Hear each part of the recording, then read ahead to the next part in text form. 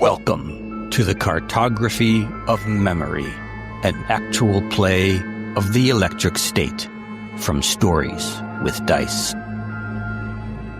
If you're enjoying our actual plays, please subscribe to Stories with Dice so you'll never miss an episode. Don't forget to rate and review us. It really helps others discover the podcast. Follow us on social media to stay updated. You'll find the relevant links in the description of each episode. Hi folks, I just want to dedicate this actual play to a friend of mine who passed away this year, Paul. I worked with Paul as an investigator for over a decade and knew him for over 2, sharing laughs, keeping each other safe and watching each other's backs. Way back before I'd even met Marco, and pre-COVID, Paul and I joked about doing a podcast about the things he had seen. He had lived a very colourful life himself prior to being an investigator, and the sorts of arrests and situations that we got ourselves into would have been some great, interesting listening. Of course, for legal reasons, we couldn't do that. But we did talk about it. Paul was never a gamer, but he was always interested in my hobby. He thought it sounded fun, but unfortunately, we never did get him round to a table. He saved my life and limb a number of times. He's been there in dark times and was always the person I would call if I ever needed to bury any bodies. This is a small honour to him. I regret not being able to ever have done a podcast with him, but at least in some small part of him can live on in this actual play as I remember him. I love you, buddy. This is episode 6 of The Electric State. I am joined by the usual band of merry journeyers. We have Marco. Hello, IG88 here, at your service. Sir. We have Carmelo. Raymond, private investigator. Here's looking at you, kid. And Douglas. Yeah, Roger, as predicted last week, he's not having a great time. Currently in the background of Douglas's video, he's kindly bought one of our Stories with Dice t-shirts and added a code on the back, which is the QR code, which is amazing. So thank you very much. And you can see it too at Tabletop Scotland, but that will have been a long time ago at this point. Yeah. But Time travel is a bitch. If anyone wants to... Yeah, you'll have to wait till 2026, then you might see the code in person. But if you do want to support us, then feel free to go and buy some. Marco needs that yacht stat. Right. Okay, so we left off. You had gone back to Roger's place of work, found out some stuff, and you are trying to get away from something, and you've kind of run into what it was the old car park, but has now been turned into a repository of memories and information, and it's got all these walkways and gantries on, loads of little robots kind of like poshing around doing whatever they're doing, and you have just set off a security robot who is now walking towards you, or trundling towards you, I should say, because it's on sort of like little tracks, and it's kind of making its way over the gantries and walkways towards you. At least it doesn't look like Maximilian from the black hole. It does not. Perhaps it should do. And yeah, it's coming towards you. You can see that it's got a submachine gun attached to its side. Lovely. I have a submachine gun too. Let's measure our submachine gun, shall we? It wasn't very small. It's human sized, not the machine gun, but the robot. And it's sort of making its way towards you. As it's coming towards you, red light starts to flash around it, and it says, "Caution, unauthorized access. Caution, unauthorized access." What would you like to do? The hologram gave us access. Talk to Dr. Nim. Caution, as it's getting closer. Unauthorized access. Okay, is it just this walkway just a single one that has one end to the other, or does it, like in the picture, have like ones that split off from it? Yeah, there's ones that split off from it, so it's just like a maze of to like a side bit that we can split off? Yeah, absolutely. Then I guess Roger will just try. Was this here when he was? No, this used to be so he has no idea where this used to be a car park. Okay, does he? Do I vaguely remember like where the stairs and stuff used to be in this car park? Yeah, you kind of have to go sort of like directly the opposite. Yeah. To the other side. Then I guess I'll just hang a right and start running off down Sure. one of the sideways and hope I can outrun this thing. Yep. But it's coming after Edge 88, not Roger, Well, right? it's coming after all of you.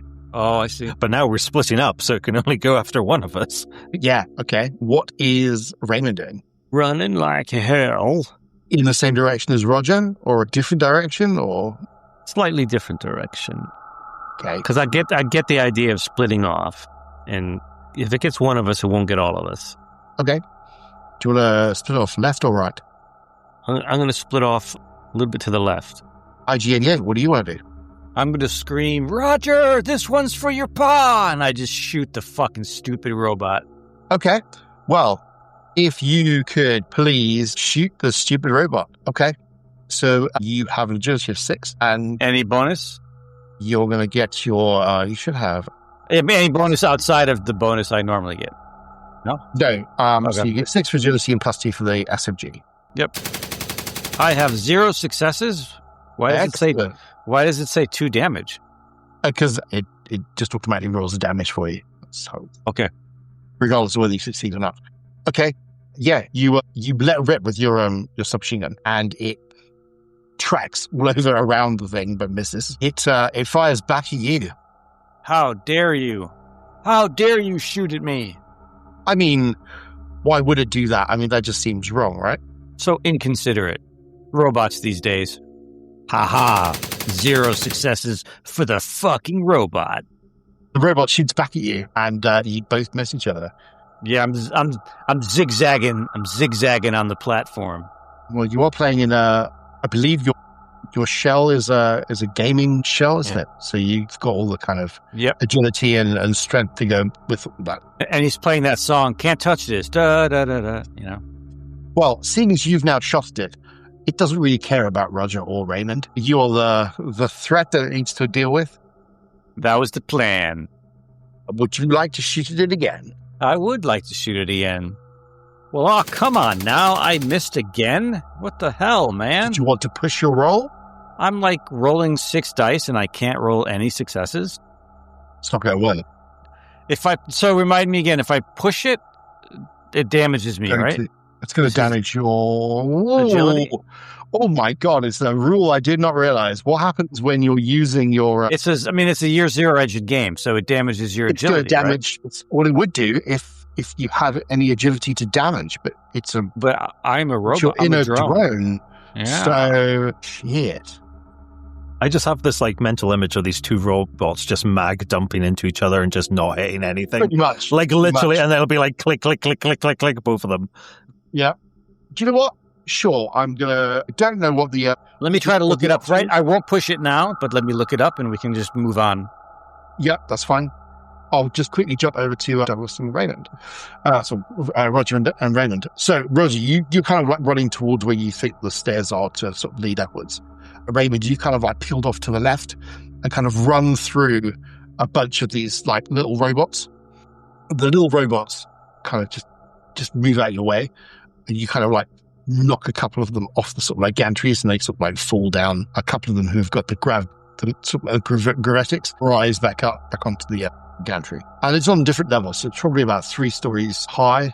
So you're in the middle story, one below you, one above you, and yeah, you can see as you're running all down the side of the wall. There are effectively servers, and interconnecting the servers, there's loads of like wires, and in the wires there is a lot of those data disks that you saw back at the Forgotten Library, or at least a similar type. And yeah, you kind of like see those as you're sort of like running past them. Roger, on the other hand, you're relatively in a clear run straight towards the exit, so you know where you're going, and so you're making fairly good time. No one's kind of getting in the way. IG88, or in this case, Marco. What was the answer, sir? So the answer is, after you push a roll, all dice after the rerolled, including the ones not rerolled. Oh, sorry. For each 1 rolled after a push, your current hope score is reduced by 1. So it's not in this version of year 0, it's not the attribute that gets damaged, it's the hope score. Right. Okay, that makes sense. And that's on page 53. And that would make sense. You've got 1 on your Yep. I'm going to push Is that it. for humans as well? Yep. Cool. Can I push it, Ed? You can indeed. I was gonna respond with it. Yeah. Whoa, there we go. Okay. You got one success and you lose one hope for the one that you had. Okay. So yeah, you open fire with your submachine gun. What is the damage of your submachine guns? Well, it says here the damage is 2. It takes a couple of rounds and you can see some liquid, some soda liquid and stuff come out as it kind of says again, caution under fire, and then it fires back at you. It's not using any kind of tactics. It's pretty much just all out trying to shoot you. All right. We got me. Oh, no. It too is 2 damage. And you have got, I believe, some hull. 5 health. You got 5 health. That's your health. You're in your drone, so using your stats for your elite trooper gaming droid. Is that what you have? Yep, the elite trooper gaming drone. Yep. Oh, you've got 11 hull. Okay. I have 11 hull. So if you want to roll 4 armor for me, so just roll 4 dice. It looks like my dice is 6 dice for my armor. Okay. Oh, I think that's because Your successes. Woohoo! Well, why don't you take 2 from your hull? Because, okay, yeah, it just kind of like scratches it mostly. It doesn't really seem to do very much to it. You're used to this sort of thing. And you're running towards it and it's kind of like trundling towards you. I've obviously heard the exchange, and so you can see this. I mean, I can see what's going on. So they're probably no more than sort of like 50 meters away from you. pull out my pistol and start shooting at the security drone as well. From behind? Yeah. Yeah.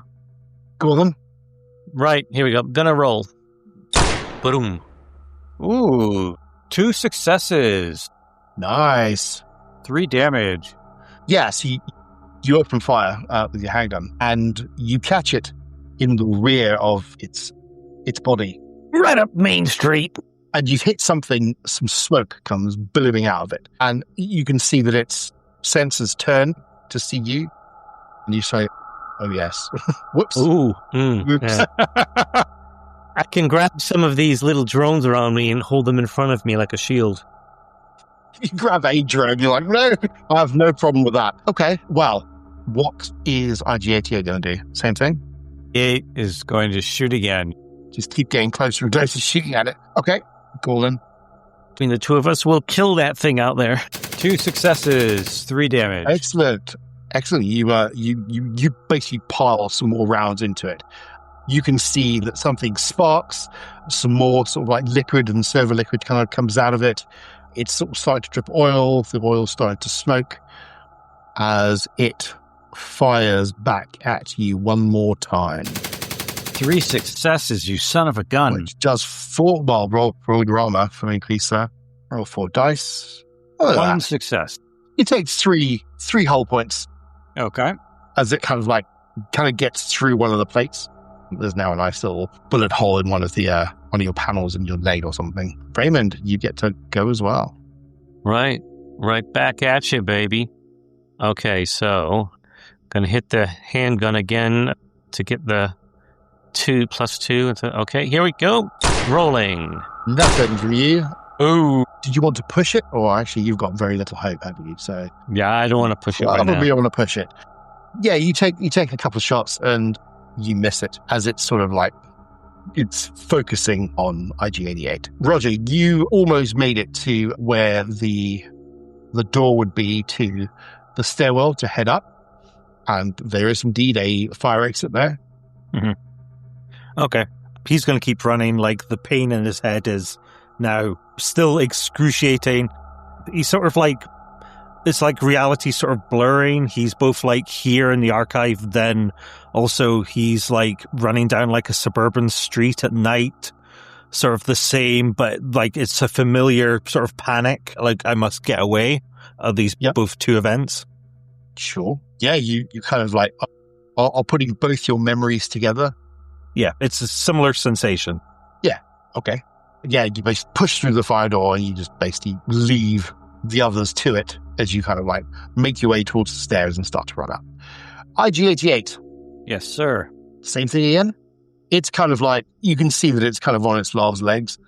2 successes. I just shoot it up, and you hear a clip from Star Trek First Contact where Captain Picard, that scene where he's in the holodeck and he starts shooting at the Borg that have entered the holodeck, and he has that submachine gun, and he just screams as he's just shooting it down. Yeah, so that's what you hear. That's 3 damage. Nice. The rounds rip into the security robot. Something pops and explodes out of the side of it. The thing sort of trundles to a stop and goes over the walkway and falls into the void. And you hear Captain Picard say, "This was Ensign Lynch." Okay. There doesn't seem to be any more... No more security robots or anything like that. Are you going to particularly follow the direction that Roger went in? Yeah, I turn to Raymond and I say, "What do you say we hightail it out of here?" Good idea, IG. Lead the way. Okay. Yeah, you go to exit. So, Roger, you're running down the street. Mm-hmm. In the suburban street. Yeah. You can see that IG-88 is running down the street with you, which is weird. But IG-88 isn't made of metal. Still looks like IG-88. But he's gone all Pinocchio on you. He's a real boy now, and it's a small kid who's basically running next to you. "Hi, Daddy. What are we running away from, Daddy?" He doesn't say anything. He just keeps on running. He just needs to get as far away from the house as possible. Yep. Yeah, the house is sort of looming large behind you. You just need to run. "Did you have another fight with Mommy?" Whatever the robot is saying is just complete nonsense. So, but as I say, he needs to get away. He needs to make distance from the house. Yeah, you start sort of running away from the house down the road. Slowly, you can see that the very suburban road very abruptly leads to forested land, and the road that you were running on has now turned into a pathway full of pine cones and pine needles, and you're running towards what looks like a cabin in the woods. Just keep on going, because something in the back of my mind, that cabin is safe for some reason. Like it feels safe. It does, yeah. You can hear your other half in the background shouting, "No, don't leave me!" But it disappears into the woodland. You can hear the sound of an elk or something calling, which is what the scream of your partner turns into as you push your way through out into the open at the top of the fire escape. You kind of like break out into, again, the sort of like brickwork and the framework that were around you. This would have been a ramp, or near to a ramp that would have gone down into the sort of like underground car park. But it's kind of blocked with rubble and just the debris from the explosion or the damaged buildings. So you have to like push your way through that, and you sort of like rip your way out of the car park into the light. And you can see that it's choking, and all the dust is kind of like got in your hair and in your underclothes. And you break out into sort of like the sunlight as the sun is starting to go down. You can see the bus in the distance. Now that I'm kind of back in reality, just the adrenaline will start to like drain out, and then I will just collapse on the ground. Okay, you collapse on the ground. IG-88 and Raymond, you basically follow suit, and you're probably about 3 or 4 minutes behind Roger, and you kind of get out of the car park following the same route. You can see Roger laying on the ground. Quick, let's pick him up. "Roger, no!" I shake him. Roger, wake up, Roger." I smack him. I give him a little smack on the cheek. He's breathing very fast, rapidly. Eyes are like twitching all over the place in panic. Like he's not at home at the moment. All right, let's carry him into the bus. So Nimra's looking at you. She's leaning over you, and she says, "Where are you going to go? Where are you going to go?" He just doesn't respond. He's just like, all the energy's gone. He's just getting dragged along now. Okay. Is the doctor dragging him along? Or is it something else? That little boy is it reformed back into AG? You can see IG-88 and you can see Raymond looking at you, but you can also see Dr. Nim standing over you as well. But yeah. No, it's like he's now kind of like trapped in his own mind almost. Like he has like no energy to do anything now. Okay. Right, well, IG-88 and Raymond, you drag him back to the bus. Yeah, we get him in the bus while he's in and out of, maybe he can hear, maybe he can't. IG-88 plays that very famous clip from Empire Strikes Back where Vader says, Obi-Wan never told you what happened to your father. And then you hear Luke say, he told me enough. He told me you killed him. And then Vader says, no, I am your father. Okay. So yeah, you put him in the bus next to unknown person and Jell, who are both on chairs, unconscious. Now you have a similar Roger. Paul and Tiffany kind of help you bring him on board. Paul says, what the hell happened? We don't really know. That place is like not what we thought it was. Well, we should definitely get out of here then. Yeah, who can drive the bus? I can, says Paul. All right. He makes his way. And hey, if these guys, if we need to lose some weight, we can just get rid of these other two strangers. We don't need to give a shit about them. He says, no, I don't think so. Just a suggestion. I don't think so for a very simple reason, IG. Did you see Roger's reaction, his eyes, the way they move? And the way he is now, very similar to these two. But yet, Roger didn't have a helmet on. What does that have to do with these two strangers? Got to be a connection between their condition and his condition. Their condition was brought upon by being immersed and having their helmets on. Roger didn't have a helmet on. Well, they got to him somehow, some other way. An implant, maybe. It would be interesting to find out and know that for sure. The bus stops, the engine starts to turn on. Paul basically looks back at you and says, where the hell am I going? To Lone Pine? What am I going to do with these two? We're going to Low Pine. Fuck these two. Roger's our priority now. There's a medical clinic in Lone Pine. That would make sense. Whatever floats your boat. That sounds fine to me. Paul puts the bus into gear and starts to drive off. As he does so, he kind of messes with the radio, and Enter the Sandman comes on, and he sort of like starts to tap along on the on the steering wheel as he sort of like drives out of this broken area back onto the road and heads north towards Lone Pines. And Paul continues to drive. The night draws in. You go further up into the hills and further north into Pacifica, heading towards Lone Pine, but also heading towards the Black Belt exclusion zone. And you end up kind of setting into this quiet routine. The road continues to go under your wheels. Those three continue to stay in and out of consciousness. It starts to rain. The rain hits the bus, makes the road slick, and you continue going closer and closer to your journey's end. It's late into the night when you eventually make your way out of the hills and into the forested region north of the lakes. Lone Pine is not far away. As you get closer, the bus starts to give a horrible coughing sound. Something happens. There's a clunking noise, and Paul starts swearing and shouting from the front.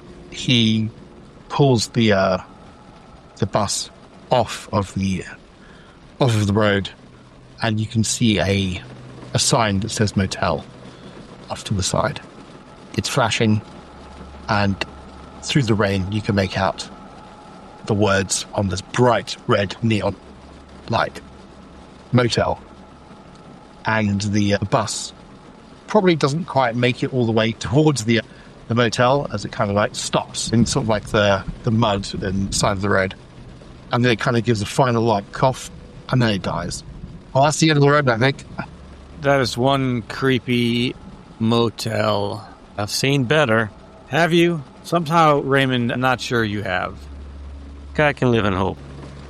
The motel is partially run down. It's a wooden and metal structure. All the metal is rusting and dripping. The wood is barely sort of like holding the rest of the motel together. There's the name of the motel, but the words are all weirdly mixed up. It looks like someone has not put them in the right order, and there's too many R's and too many E's. We probably are about 15 miles outside of Lone Pine. Paul just kind of looks at the bus. It's like, it's not going anywhere. You can kind of tries to keep turning over the engine. Nothing seems to happen. Flip the hood.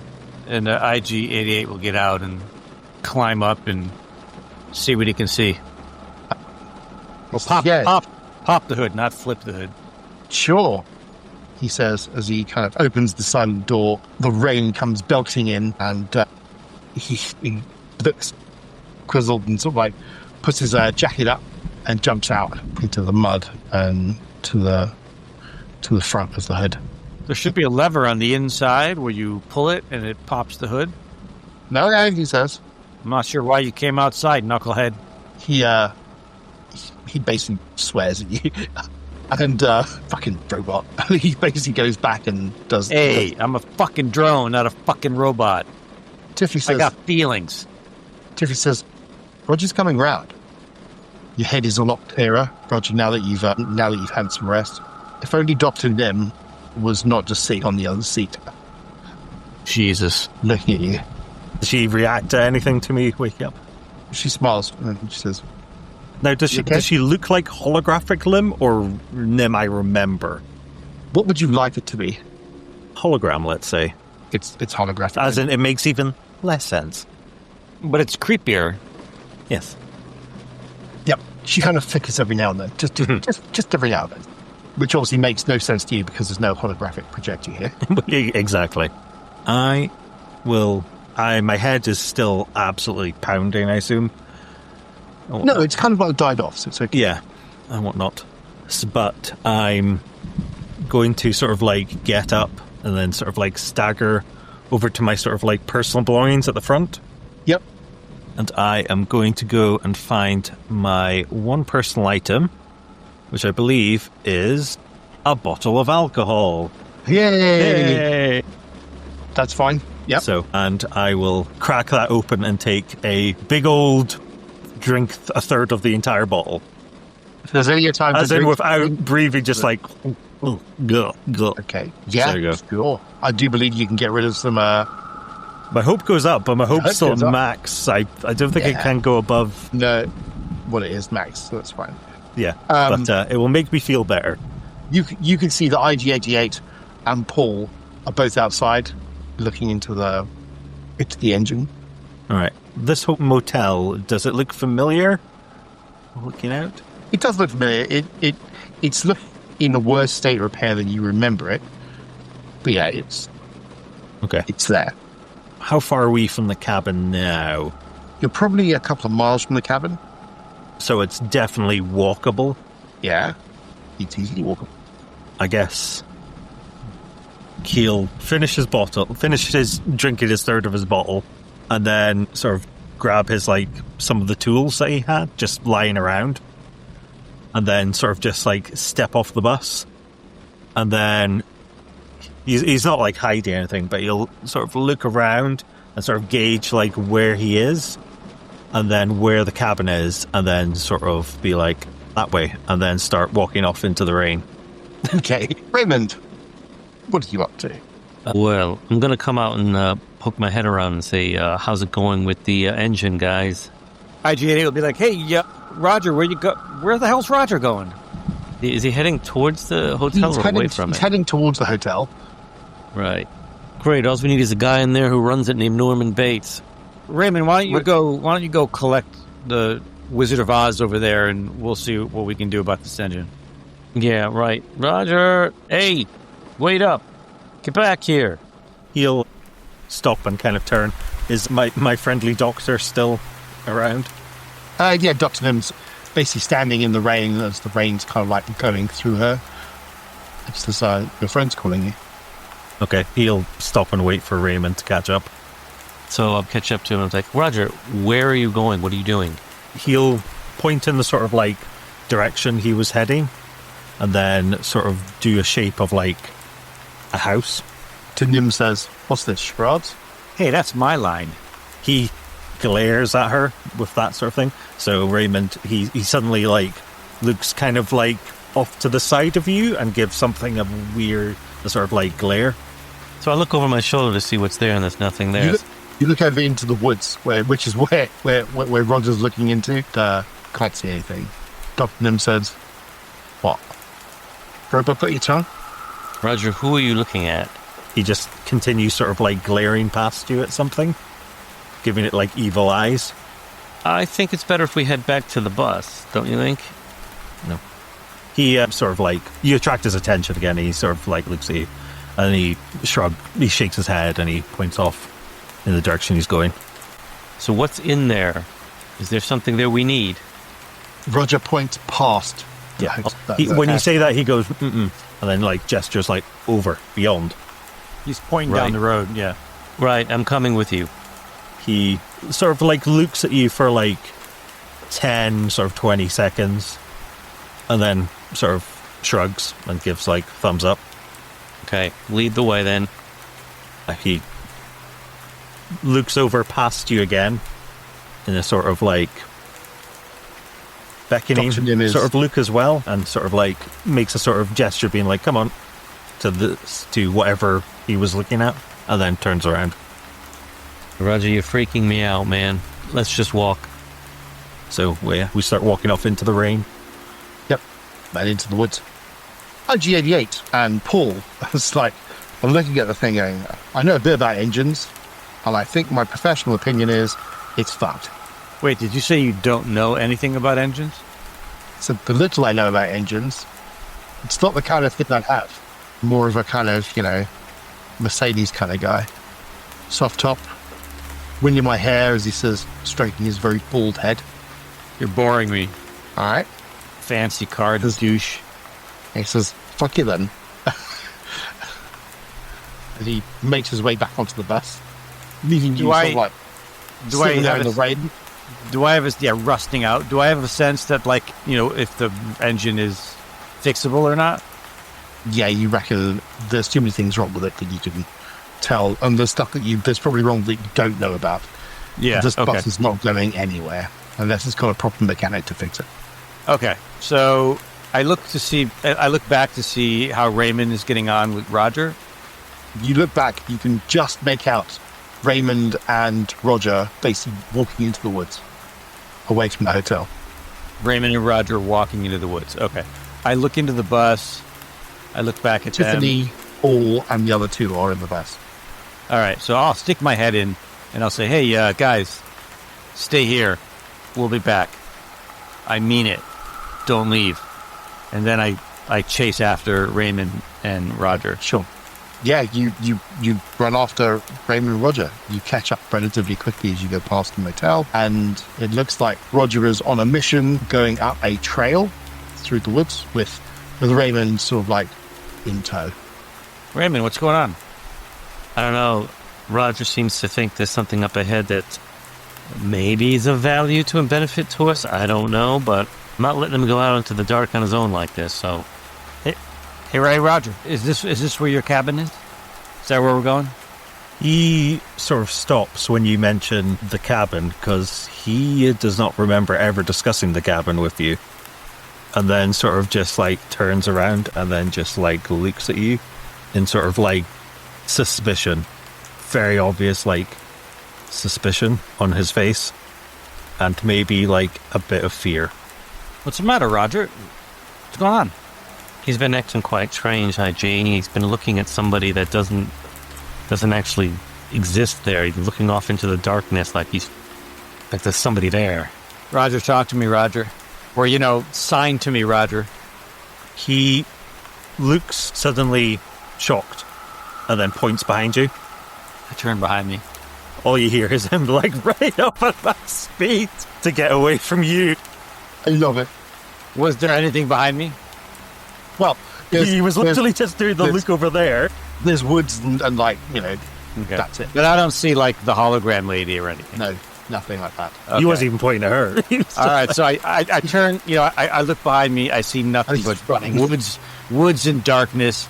I hear him take off, and I turn back, and I go, Roger, fuck you, and I start chasing after him. Okay. You're being chased. Well, this is why I am going to try and outrun him. Well, this is going to be very straightforward. If you could all please make an agility roll. Obviously, Marco, you can use your drone's agility instead of yours. Oh, well. Do I get a bonus on a head start? No. So I roll 1 and 2 as well, because I'm in pursuit. Yep. Yeah. You can all roll. 1 success. Maybe we'll have to outdo each other. IG-88 has 1 success. Okay. Okay, I'm gonna roll mine. Yep. Very quickly, kind of like slip on some moss and some and sort of like some wet. I mean, this is not your sort of like natural environment. You much prefer like the streets of a town, not the woods. And very quickly, IG-88 basically jumps over you, and with a surprising amount of agility. You've got sort of like dirt, and I mean the rain is sort of like all over the place anyway. You've now got like scuffed up your trousers, and your jacket's kind of like wet in a corner. It's just you have to pick yourself up and kind of give chase with the rest of them. Okay. Yeah. So IG-88 is keeping up with you. Yeah. So just to explain what's in Roger's mind, IG-88 is part of the entity because, as I said, it's been watching it, and this thing's been sticking around him, obviously. So this is part of that. This is how it was following him. Of course, it's so obvious now. Yeah, 100%. I mean, and it already admitted its intent. For our listeners back home, that's a load of crap. That makes perfect sense. It explains everything. Okay. Well, you can. It's going to take 4 rolls to get to the cabin. So, have another roll, each of you. If Raymond fails again, Raymond falls behind, and you just going to catch up with them. Ooh, 1 success. Okay. It's keeping up. 1 success. And Raymond's lost to the woods. Raymond is the Wile E. Coyote in this cartoon. I mean, I would say push it, but you've got 2 1s. He's going to stay in the woods forever if he loses hope. Yeah, I mean, it won't bode well for you. But yeah, you kind of like you're chasing after them, and then eventually you get to a point where like there's a couple of different paths, and you're like, oh, I don't know which way they went. Crap. Shit. You're like, oh. Let's split the party, Ed. This will go well where Cyber Bear comes and kills him. I'm just gonna keep going straight. Okay, cool. All right, well, Roger, IG-88, you guys can roll again. Raymond, you can also make a roll. You never know; you might suddenly get like 4 successes. I have 2 successes. Catching up with Roger. Shall I go next? Yep. Okay. Yeah, you definitely didn't take the right path. Yeah, you're probably about 3/4 of the way there, and IG-88 basically catches up with you. You can tell, obviously, you're getting tired running. IG-88 is not getting tired in any way, shape, or form, being a drone. In the long run, you're going to be run down, essentially. Okay. So is he going to catch me, like, next? Yeah, you kind of catch up. You kind of, like, break out into sort of, like, this small clearing. There's a small sort of, like, stream going along. There would have been sort of, like, wildflower meadows, that kind of thing. But it's just slick with rain. There's sort of, like, a 3/4 moon out, which is peeking through some of the rain clouds, which kind of illuminates the area as IG-88 catches up with you. Okay. Hey, Roger, where you running to, man? If he's going to catch up with me, I'm going to grab a hold of like one of the tools that I grabbed. So I don't know, what would be like a hammer or something would be appropriate. Yeah, you got a hammer, yeah. And I will use that to defend myself from this nefarious unknown entity. Throw my hands up. Roger, man, it's me. It's IG. The OG IG. Yeah. You see like a wild look in his eye of like terror of you. He's backing away still. I set my weapon on the ground and keep my hands in the air. I'm like, I'm not going to hurt you, man. It's nothing changes. He's still looking at you in like absolute like terror. If you take like any sort of like movement close, the hammer will like come back. But it's kind of just like resting at the sort of like above his head, waiting to strike if you get closer. IG-88, you recognize the terror in his face. It looks very familiar to you. Does it? What does it remind me of? It reminds you of a while ago, in fact, a long while ago, when you were doing combat patrols and having to make difficult decisions and pulling triggers. I see. Probably also that time that our drone unit was called up to police a protest. Indeed. Yeah. It was raining then. And it's raining now. That's raining now. The rain hitting your drone, making a tinkling sound as it hits your metal parts, reminds you very strongly of the time that you were putting down Protesters, civilians. Indeed. Another time, another life. It turns out you tried to get away, but it's come back round again. Raymond, where are you, Raymond? I'm lost. How far have I gotten to? I mean, I've gone the wrong path. Yeah, I'm gone. You're somewhere else. Am I lost in this memory? Like, do I start seeing all of those events transpire again? Yeah, the memory kind of like comes back like ghosts in the rain. So standing next to Roger, you can see Roger's father. You can see the other people that were standing there at the same time. Just kind of almost like holograms just out to the edges of your vision. Pick up my weapon. I start pointing it at these ghost images, these holograms, and I start, you're not real, go away. And then I just start shooting. Okay, yeah, you see IG-88 start pointing in a different direction to where you're standing, and he basically starts firing. Raymond, you can hear the sound of gunfire coming off to your left-hand side. Okay, so I'm going to use the sound to guide me in the right direction. Yes, you rush towards that. Roger will just take off as soon as like the robot starts freaking out. Yeah, the people are scattering as you're firing into them, running in all different directions. You take a bead on some of them, they go down. You fire at the woman who's basically running off, and you hear in the back, and she falls down. You can see multiple people just running in different directions. You definitely can hone in on the sound of water splashing as Roger rushes over the stream. It's sort of like a more real sound than the other perceived sounds that you've got in your memory. He starts playing the day I tried to live, as he's just shooting all of these holographic images of the civilians from his past. And he's like, taking them all down, basically. He's lost in that moment, and he's just not altogether with it. Roger, as you're running towards the sort of like past the stream, out of the thing towards the woods, you can see Dr. Nim basically beckoning you towards as you're running in the direction towards the cabin. I suppose in this panic, any sort of like, I'll follow her. Okay. Raymond, you burst out into the sort of like clearing as you can make out Roger darting into the woods the other side. And IG-88 is firing randomly into sort of like the woods. Marco, could you please roll me 3 dice? I don't know if you get any ones. I have 1, yeah. Okay, yeah, you fire out towards the people that are running. And Raymond, do you have any armor on? No, come on, man. I was just going to say, he's probably shot me in the leg, hasn't he? I think you don't have any armor. I think you do. I don't think I do, no. No, okay, so you suddenly stop as you realise that you look down and your stomach is starting to, like, go really red with your shirt, and you realise that IG-88 has shot you. A gut wound. Yeah, shit. Painful. Oh my god, that really... What the... It doesn't hurt as much as you think it does. But your legs buckle and you sort of like fall to your knees as the rain's like cutting the blood on your shirt. And it's sort of like just pooling down your trousers and onto the ground and sort of like smattering the sort of like what would have been the wildflowers all over the meadow. That's a lot of blood. IG-88, you look and you can see Raymond clutching his stomach.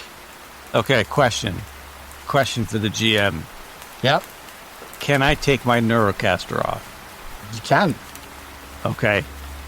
He realizes that he just shot Raymond in the gut. But you need to make a roll for that. Okay, let me make the roll then. Give me the roll. What's the roll? The roll is... 1 second. Shot in the gut's a very long and painful way to die. In the woods. Okay. Can you please make I think it's wit, so let me just check. Yeah, it's a wit roll. 1 success. You You pull off your Neurocaster. Where are you? So he realizes that he just shot Raymond. The Soundgarden music stops abruptly, like a needle being just ripped off the record in mid play. So it's just like screeches to a stop. He shouts, "No, damn it!" and then pulls off. So the robot just falls over. The drone just falls over. The pilot takes the helmet off. He's in a single log cabin in the woods somewhere, alone, and he throws the Neurocaster down onto the floor, and just puts his head into his hands and starts weeping. Roger. Whether or not that is Roger's cabin is up to the two of you, I guess. We'll find out. Roger. Yes. You follow Dr. Nim as Dr. Nim sort of like is hustling you. She's like always ahead of you, and she's pointing in the direction. This way, this way, this way. And are you going to follow, or are you going to break away from that? I'll keep following her unless I realize I'm not going towards my cabin. Does that make sense? If I feel like I'll keep following for a decent amount of time until like the brain starts kicking in again. If she's leading away from the cabin, eventually I will stop following it. Your brain starts to kick in, and you can hear the migraine comes back, and you can hear a static. And in the static, you can hear this pulse, like a steady thrum of a pulse. Just doom, doom, like a heartbeat, but slightly irregular. As Raymond is sort of like knees in the dirt, you can kind of feel your heartbeat getting really kind of irregular, and you can feel it starting to slow as the blood is just soaking the ground around you. You feel really cold, and you kind of look up and you can see this like 3/4 moon, and as you look up you lose balance and you sort of like fall backwards into the long grass. Your whole thing is framed in the grass, and you can see a woman as the clouds clear, and you can see the sun starts to go out and it starts to dry up, and you can see a woman coming over to you, and she sort of touches your face and she says, "Dearest, I've been waiting a long time." Where am I? Somewhere much better than the place you left. Don't tell me this is heaven. If you want it to be. And he sort of realizes that he's in the system with her. He kind of feels like that's where he is now. And because she's there, his body's fading, and he just kind of like longs to be there with her, so he reaches out to try and touch her. Yeah, you reach out to touch her, and you can feel her hand, like a solid hand, and then she sort of smiles at you, and she says, as you can, the sound of her voice kind of like, as if someone's turning down a dimmer, sort of like you're saying, "It's okay, you'll be okay, don't worry, you'll be fine, it's okay, it's not a problem." And then it just goes quieter and quieter, and everything starts to dim, all your senses start to go dim, and then it goes very dark, and then it goes quiet. The only thing you can hear is the sound of like a buzzing noise within the sort of like area around you, but you can't quite put your finger on it. Roger, so you break away from Dr. Nim and you head to the cabin.